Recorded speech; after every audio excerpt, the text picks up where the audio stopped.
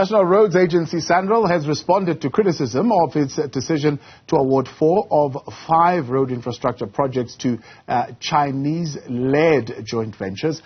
In a Business Day article, Sanral spokesperson Vusi Mona says Chinese firms will provide an opportunity to achieve superior quality, lasting design and sophisticated engineering on projects. He added that the 4 companies have also partnered with local construction companies. Vusi Mona joins us now to weigh in on the controversy. So, Mona, good evening. Good to have you, and thank you very much for your time. First, let's just clear some of the reporting that we have, for example, been seeing, saying that 5 tenders were cancelled for irregularities. Now 4 have been awarded to foreign-owned companies, and each contender was evaluated, and you'll tell us a little bit more on what criteria, but some believe that the criteria that led to them being appointed was because they were coming in at a lower price. Just clear those for us.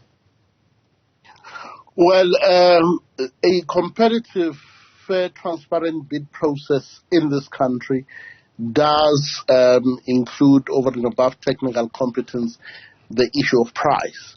That is a regulation that governs all of us in the public sector.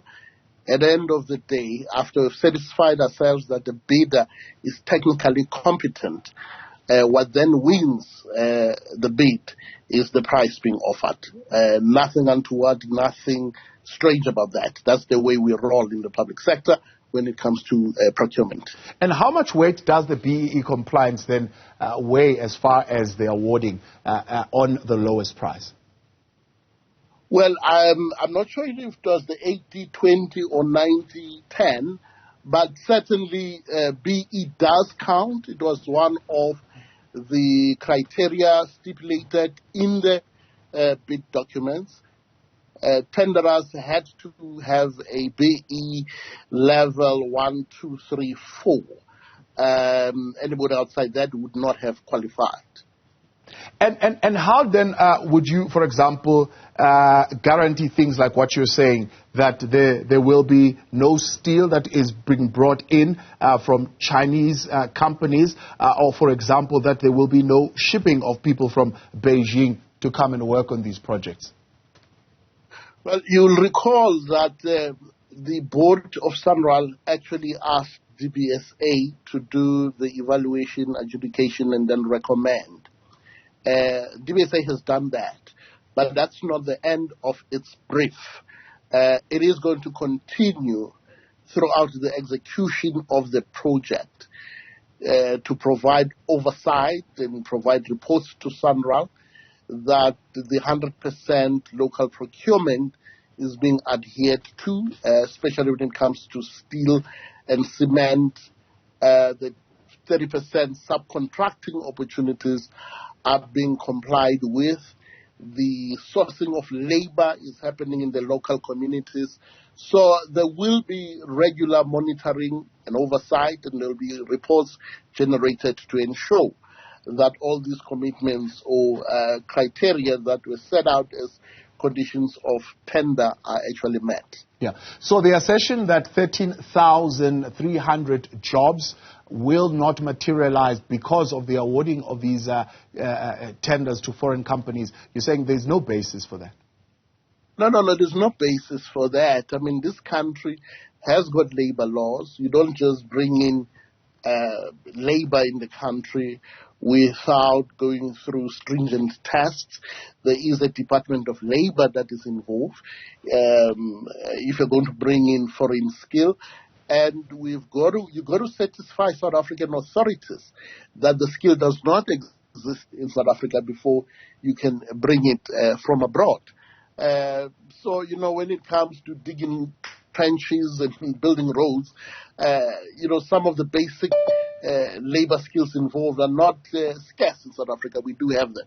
So there will be no reason why such skills will need to be brought from China, for an example. So it's the technical skill, you're saying, that will be brought in, not the labor that will be required to carry this out. In terms That's of right. Technical, yeah.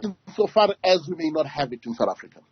In terms of profits, then, the engineering sector saying, well, I mean, what will happen here is that we are building local infrastructure and the profits are going to go out of the country. This will impact on the economy, but certainly will also impact on the engineering sector itself. It's not a first, in construction that profits are repatriated to where the investment comes from. There are laws in this country that govern that. You have the Reserve Bank that has laws on how you can repatriate your profits. You would need to have paid your dues to SARS and so on. So the argument that profits will be repatriated is mischievous. How many foreign-based companies are doing business in South Africa and are daily repatriating their profits? It's not a first. And as far as then ensuring that we continue to benefit as a country and we then have that skill, because I'm sure this is not the last infrastructure project that will be done in the country, how are you ensuring that there is that skills transfer of the technical aspect that we are currently lacking? There will be a transfer of skills. We will be working obviously with the Chinese. They have partnered in certain instances with local firms. At that level, there will definitely be a transfer of skills.